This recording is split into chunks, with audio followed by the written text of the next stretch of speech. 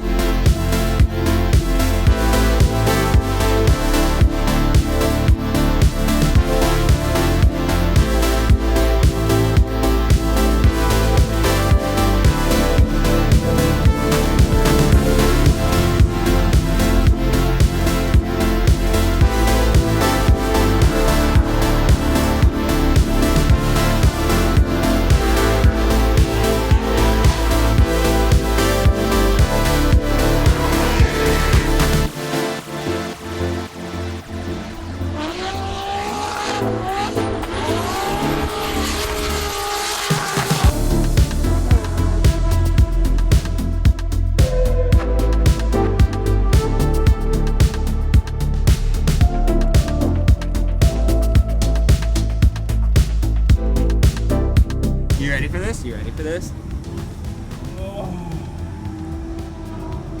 Yes. I just gotta hit a pothole and break my oil pan.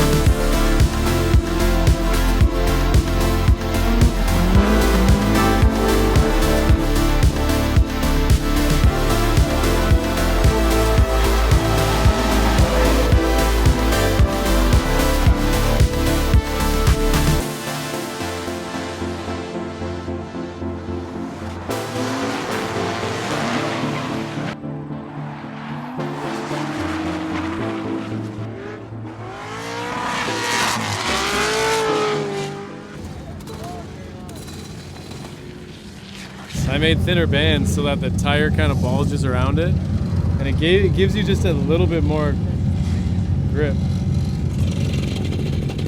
That was fun. That worked a lot better than I thought. Holy great, huh?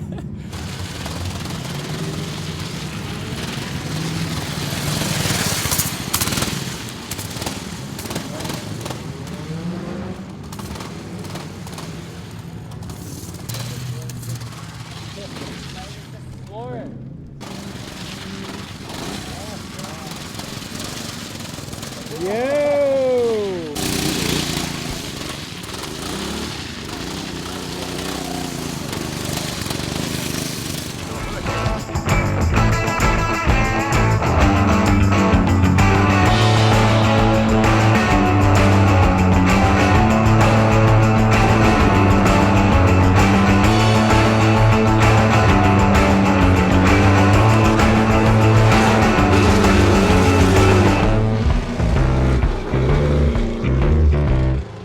So this is James. I know you guys saw a long time ago that I sold my S14 to him, and he's since converted it to an S15. And from February and on, I know nothing about it. I know he's done a lot of things, done a lot of tires. So James, tell us what's going on with this. So it's just a beast. I can tell you, it is. I've put it to war since February. Right now it's the end of September. I put 400 tires on the back of this car, and we're talking Bolinos and Vitors. So just kind of really feeling the car out. And I put the S15 kit. That was M-Spec. Casey Cole makes these carbon fiber kits. So I put that on and wrapped it. And Josh Love actually wrapped it for me, Pro-Spec driver, Josh. And then from there, it's just been a matter of just kind of repairing things as they break. That much use, the car is just flawless. I mean, so like a tires and fuel type of situation most of the time, most other than all the clutch? Yeah, and I put a 320 amp alternator on it. DC power? DC power. I sent the old one that was on it, sent it back. They converted it, so it's a backup sitting in the trailer. Oh, perfect. Good idea. And then I put power steering pump. Power steering pump. I put a rack on it. So the rack and the power steering pump were the originals from when I built the car first and 5 years ago. Right. So that makes sense. Absolutely, and just kind of loved on the car. There's not an event I've been to that it doesn't hit back on the rack, goes up, cleans, and nothing moves. It's just nut and bolt it. It just doesn't. Are the move. plug wires the same wires? Yeah, they are. You should think about changing those. You should think about changing those. I remember we've gone through plug wires on this car before. Probably 4 to 6. Really? Yeah. Okay. So this might have something to do with that idling? Yeah. Okay. Maybe. So definitely get some plug wires going. I would continuity and resistor test all 8. It'll take you like 10 minutes. Okay. I would do that. It should read, I forget the ohms that it's supposed to read, but between 0 and point something it's supposed to read. So if they're outside of that, you got a break in it somewhere. Okay. So definitely check that. I just drove the car. Everything is great with the car. Like intuitively, you can just drift the car, run a wide line.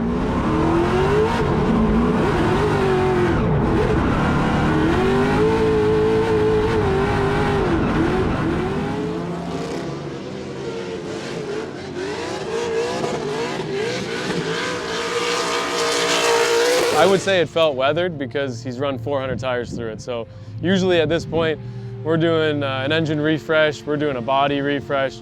We saw a couple cracks on the rear chassis between the, kind of just in front of the rear strut towers. So the chassis being fatigued from running 400 Velinos and Vitors are definitely gonna do that as well.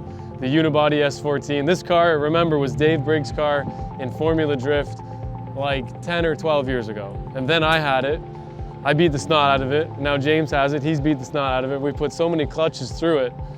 Other than that, James, tell us what your plans are with your new adventure into drifting. And yeah, with the car in the future, obviously we're doing work on something else that you brought us. Yeah, you've got a car, he's a C6, he's gonna start, he's gonna do a full FD roll cage, and I'm gonna take it an angle kit, and I'm gonna do Drift Week 9 in it this year.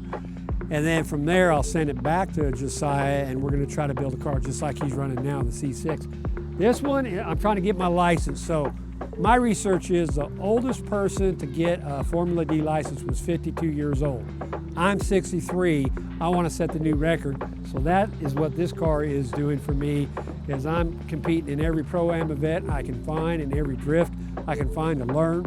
I've only done this 12 months, and I'm looking to get a Formula D license, be the old guy. They call me grandpa, whatever they want, but it's going to be fun. That's fun. Yeah. Yeah, that's a good goal. I mean, we're all trying to do something different, and if just getting into FD isn't enough at an age of 63, it gives guys like me hope. I think I'm old going against 16-year-olds like Connor Falvey and Drift Masters, and I'm sitting there at 32, double his age. But it shows you that the reaction time, the learning, everything can still come even at double my age, almost 1 year off, twice as old as me. So it's cool, and I never thought that I would see the car again, honestly. I dropped it off in Oklahoma, which is actually where I sold my S14 as well to Jonathan Pride, who you do compete with sometimes. He didn't compete this year. So you haven't seen him with my other old car yet? I haven't. He had a Corvette. I was chasing him in a Corvette, yeah. That's a reasonable upgrade from the S chassis, from my experience. But yeah, I never thought I'd see it again. So driving it here at my local track, because James is dropping off the Corvette at our shop, we'll definitely it's a Drift Week build. So it's basically the combination between keeping the car nice and comfy while making it perform. I'd imagine you'd even take it over to Josh to get a cam or something put in it maybe. Probably. We'll talk about that, but yeah, just to clean up the tune and get an extra 50 to 100 horsepower out of it, I think. That's a great idea. I think so. If we got time. It's an LS2, I think, in it. It's a 6 liter. 06, I think 05 or 06. I think it's 05. Yeah, so it's an LS2 6 liter. So it would definitely just cam and springs, tune, and you'll make 80 to 100 more horsepower. That'd be awesome. Yeah, for sure. So that's kind of the plan and why James is here and why I have the S14 back. I had a fun time just burning a set of tires off, so thank you, James, for letting me sit back behind the wheel, showing him a couple things because obviously I know this car inside and out, giving him the line on the track so he can go out there and hopefully you get some tandems in with some locals. That'd be amazing. I see him behind the wheel, it was amazing. Absolutely the best. So how do you feel about the scene here locally for being like, you know, we don't really drift as often as you guys do in the US, but what do you think so far? I'm overly impressed. I've been drifting in Arkansas, Texas, Oklahoma, and Colorado, and this is the biggest amount of cars I've seen at any drift, bar none.